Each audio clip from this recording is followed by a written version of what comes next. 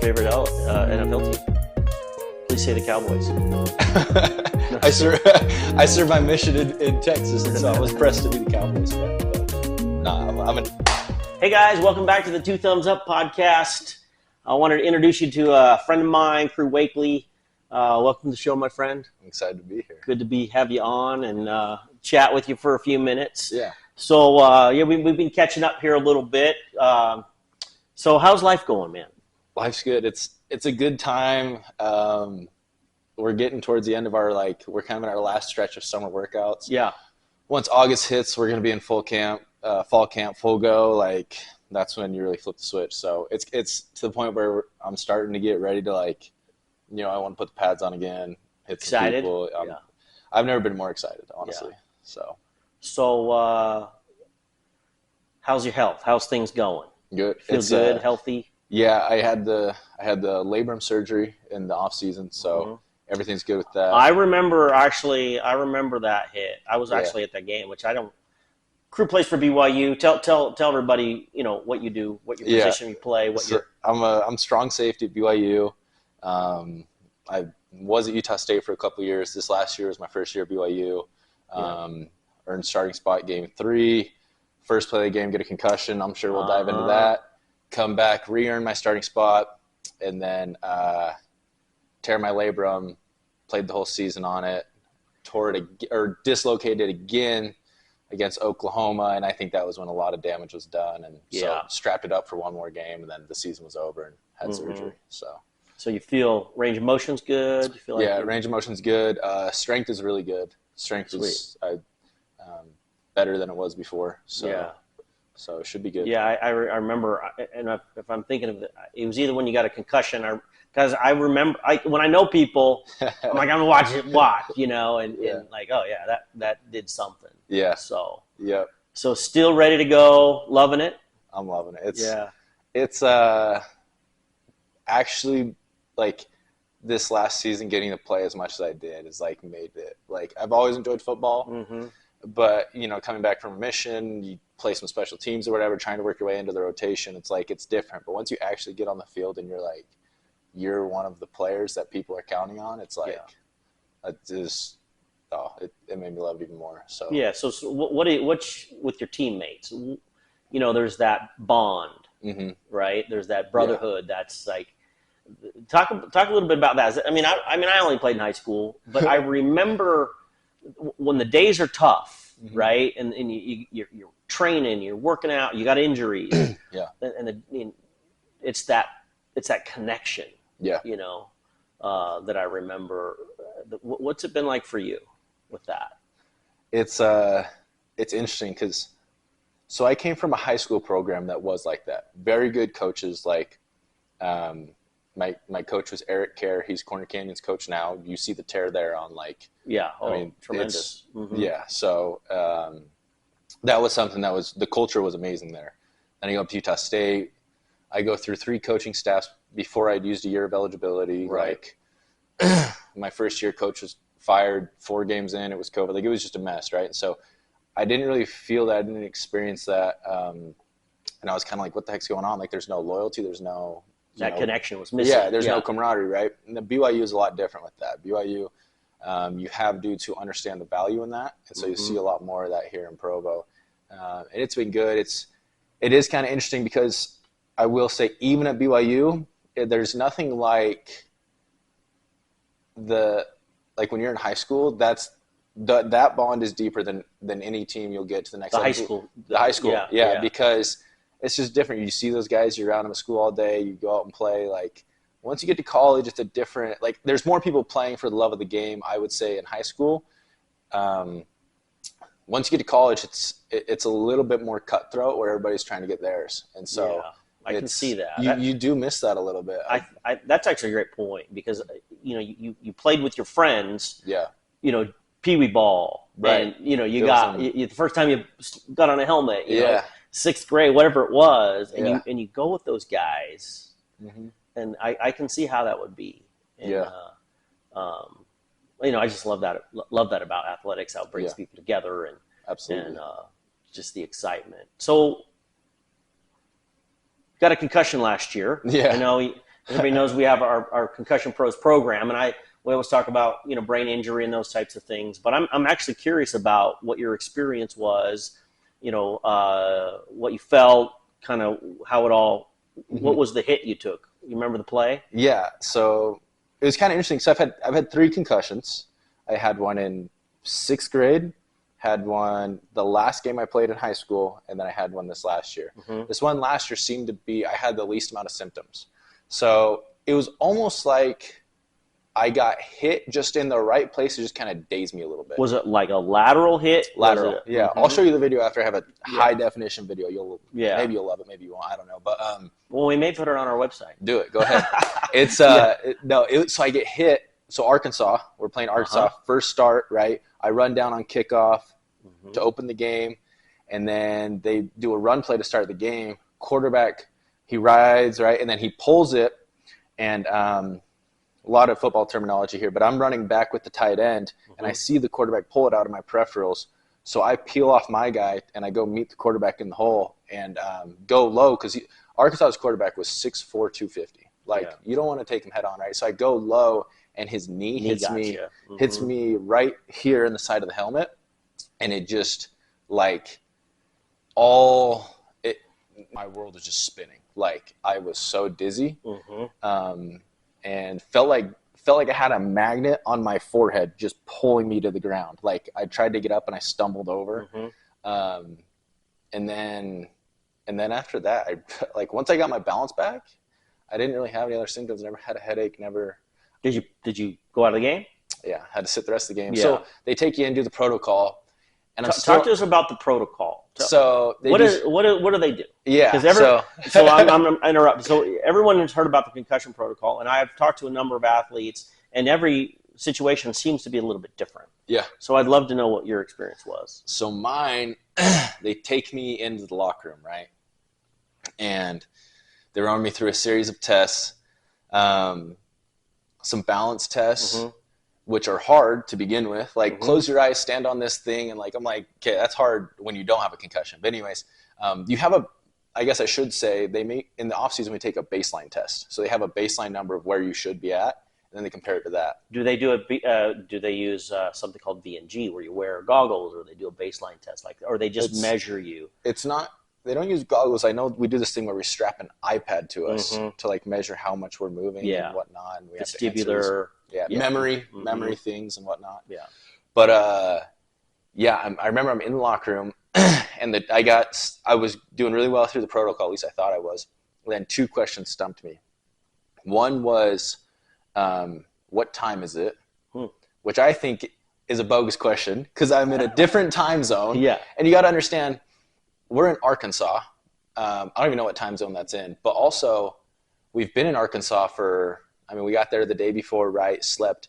And when it's game day, I don't check the time. It's like you go from meetings, you go get on the bus. Like, someone's taking you everywhere you go. Not to mention, I've been in game mode for the last 2 hours, right, prepping for the game, warming up and whatnot. All I've seen is the play clock counting down, or the game clock counting down to game time, right? I don't know what time. I don't even know what time the game starts. I just get there when the bus gets me there. So I was mad that I was like, you can't, I don't know what time it is. That's BS. But the other one that got me was they asked me who we played last week. Oh, that's a good question. Yeah, and we had played Southern Utah, and I was like, I couldn't remember for the life of me who we played. So that's the one that got me. Well, Southern Utah's a little forgettable. Right? I'm like, come on now. It wasn't like we had played Texas the week before. You'd probably know if you remember playing Texas. You got to remember, I'm like, this is my first start. I've been prepping all week, like fighting for the starting spot. Last thing I was worried about was who we had played last week. I hadn't thought about that since that last Saturday, right? For all you Southern Utah fans, I apologize. So, that was the one that got me. And then they're like, you're done. So I'm like, so you take a week off. You played the next week. You felt. Yeah. So I played the next week. They had me go. We were playing Kansas. They had me do just special teams that week, which I think makes no sense, because rather than me being 5 yards from a person having to hit them, now I have a 30-yard run that I'm hitting. So I'm like, that's so dumb. It's one of the reasons I feel like they've changed kickoffs and those types of things too, because that's where a lot of those significant injuries. Well, that's how I hurt my shoulder too. Yeah. Just hit it weird, and it was what it was. But there's a lot of injuries that happen on those. So, you've had that happen. How's your overall health doing? What have you been experiencing? I'm healthier than I've been in a while. Actually, I've got everything dialed. I'm working with. I take a lot of accountability and taking care of myself. Like, even if we're in a lift, I probably, maybe I shouldn't say this, but if we're in a lift or a run and I'm like, hey, like I'm not feeling it, you'll rest. I'll skip a rep if I have to. Like, just because I know my body. It's like, and I trust our strength staff. We actually have a pretty good strength staff here right now that I really like, and I trust them. But at the same time, I've had times where I've talked to them and they've been totally cool. They've been like, hey, like if you're not feeling it, like you're done. Like don't keep pushing it. Because historically, what would happen? Like old school. Well, it's like, hey, nut it out, whatever. You're just being soft. It's like, no, I'm thinking about, okay, I mean, I could get this rep done, but we've got 3 more days of training this week.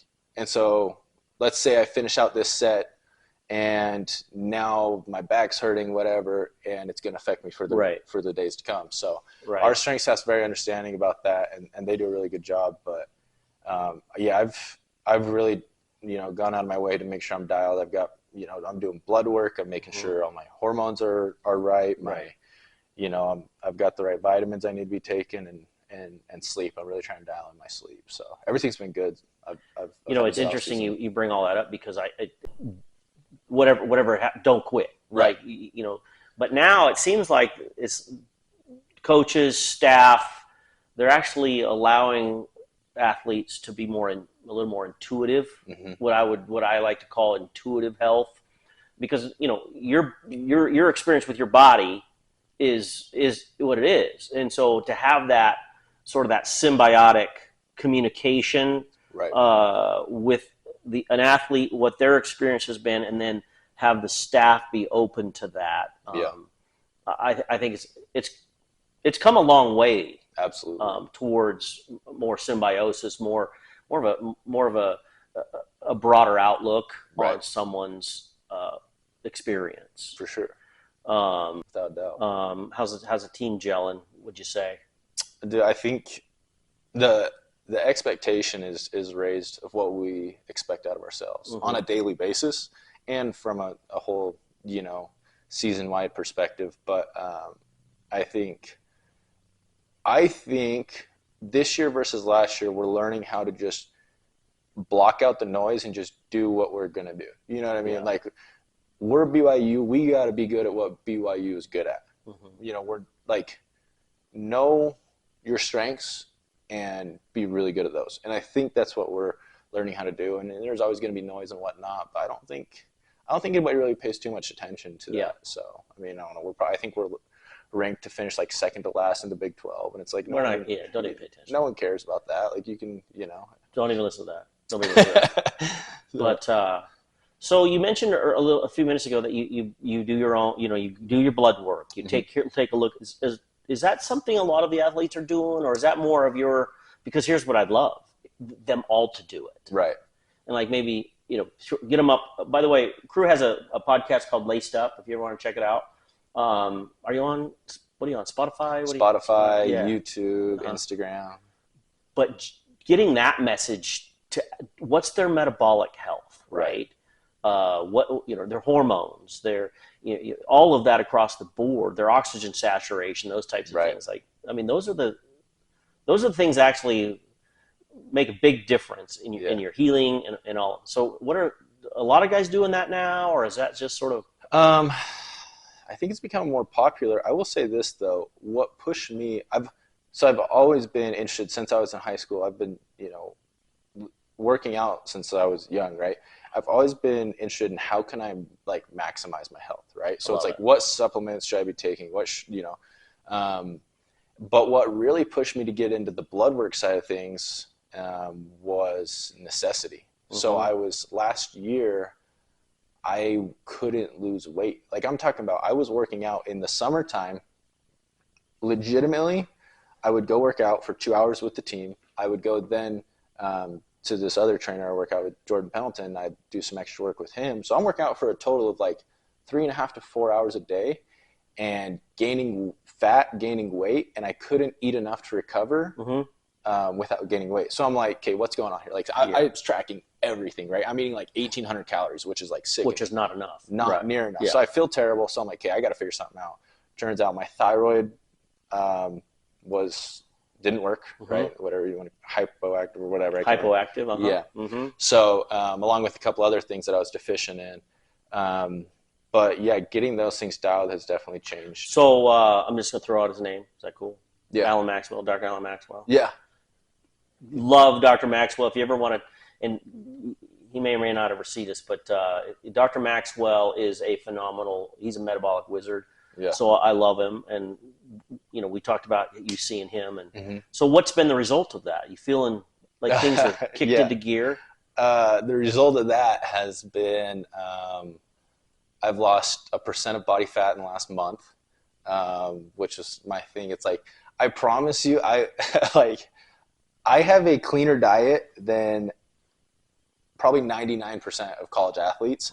And I was sitting at like a 12% body fat. I'm like, this is what's going on here. So Dr. Maxwell has helped me out a ton, right? We did some blood work. He looked at, he's like, okay, here's XYZ, take this supplement, you know, you need vitamin D, you're deficient in this. And so, and even down to like, hey, you're taking this thyroid med, let's switch you to this thyroid med. Right. You know what I mean?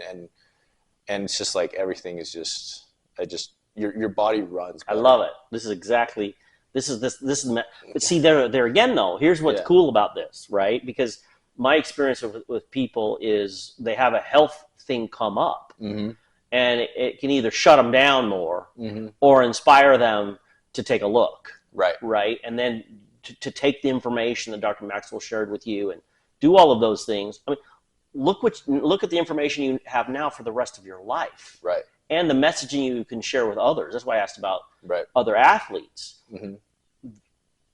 They may be going through something that they're actually afraid to talk about. Right. And I mean, an athlete of your caliber, your abilities that had thyroid dysfunction. Right. I mean, most people, and I'm grateful you want to talk about that because most people won't say that.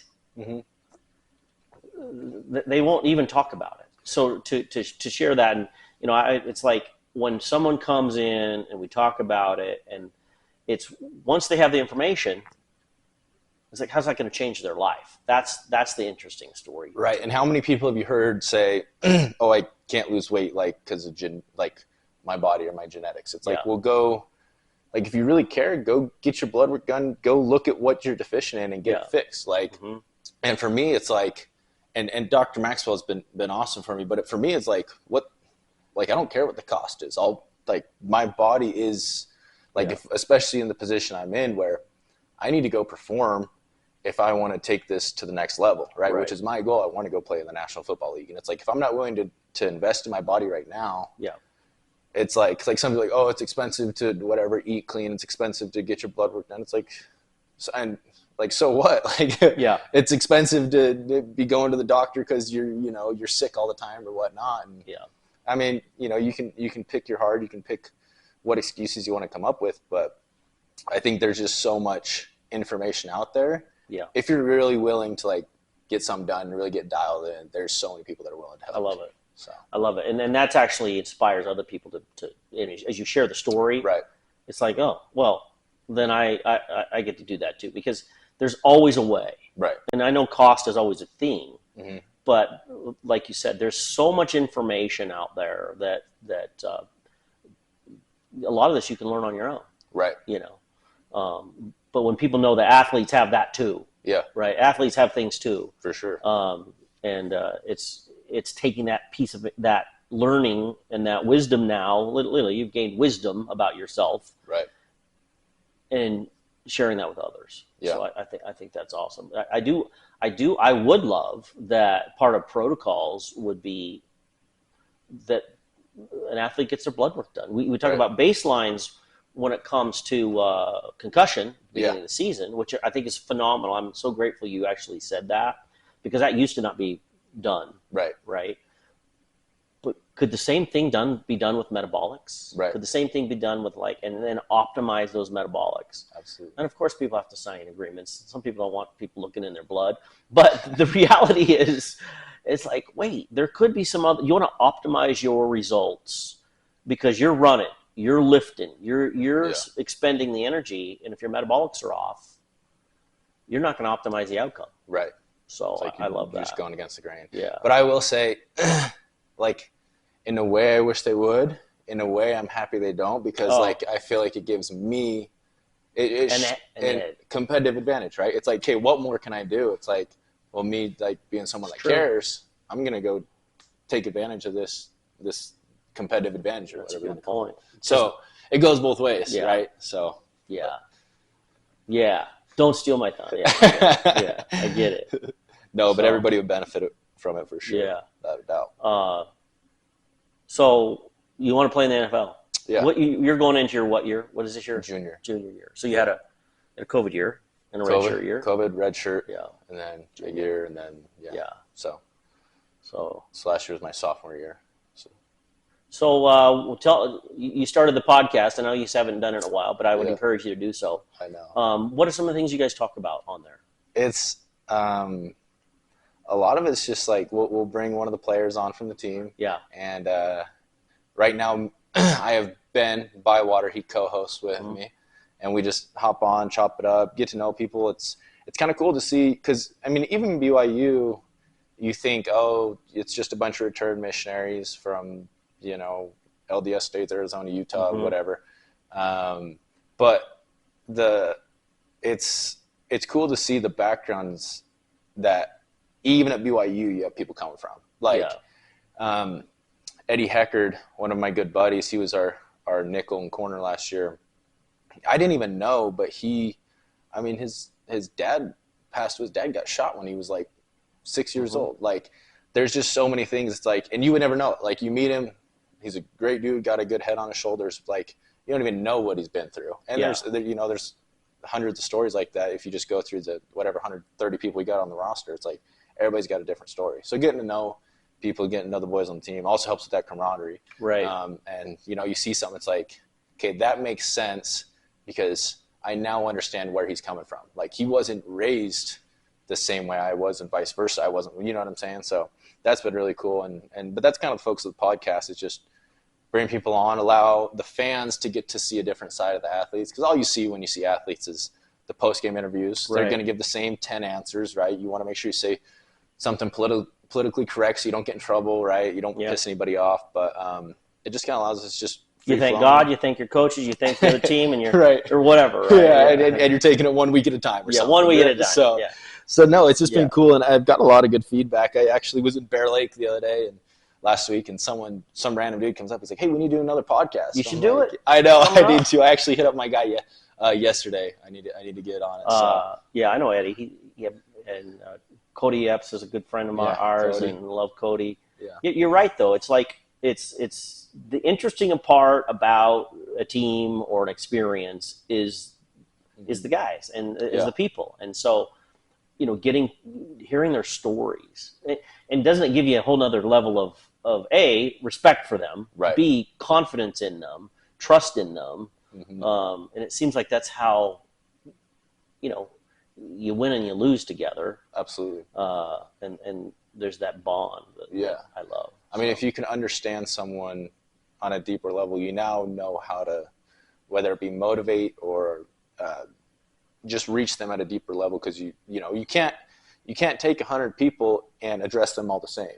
Correct. So when you understand their background, it's like maybe I need to press versus this guy I need to take a different approach at. You know what I mean? Exactly. So as someone, if you want to understand how to address your teammates. So. Yeah. No, I love that. It's true. It's like and I'm just going to say it's about my kids because you're reminding me of this. It's like I love my kids, but I love them all uniquely. Right. Does that make sense? Yeah. Like your teammates or your even like if you consider all the people in your life that you truly care about, it's like it's always a little bit unique. Right. It's actually very unique. Yeah. Right. And so if by having that perspective with the guys you play with, I mean even sharing that with them, it would go a long way because it's like, oh, well, this guy has had this experience, so I know him this way or I know this person this way. I just feel like it's such a great way for communities to bond, teams to bond, sharing of ideas, new ideas, becoming better. Right. All of those things. Yeah. That's exciting to me. It is. So, cool.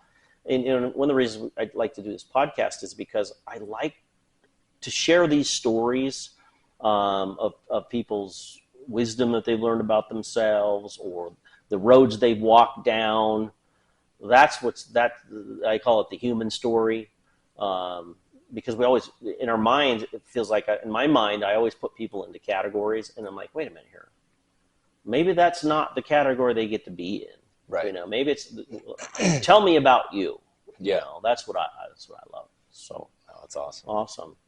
Awesome, my friend. Thank you. Yeah. Appreciate you coming on. Yeah, it's been a blast. And if you ever want an old guy on your Laced Up podcast that talks, just sort of rambles, I'd be your guy. We got to do it. We talk about health related stuff or whatever. We got to do it. But good luck this season. And appreciate it. We really appreciate you coming on Two Thumbs Up podcast. And I'll be watching you out there. Make sure you're not getting any more concussions. But I do remember when you got him, I'm like, oh no, Chris. Yeah, so it was not good. Your mom probably does the same thing. Yep. But anyway, well, appreciate you, man. Thanks for coming on, and best of luck. Appreciate you. Enjoy the ride and take it all in. Thank because you. You're in a unique situation, right? Like Absolutely. not everybody gets to do what you do. So congrats. Thank you. We love you. Appreciate you. Thanks. Thank you. Thanks for watching Two Thumbs Up podcast. Check us out on Spotify. Where else are we on? Instagram, those types of things. Check out the Laced Up podcast, Crew Wakley, and we'll see you down the road. Thanks, guys. Who's your favorite NFL team? Please say the Cowboys. I served my mission in Texas, and so I was pressed to be the Cowboys fan. But I'm a Niners guy. Oh yeah, that makes sense. Yeah.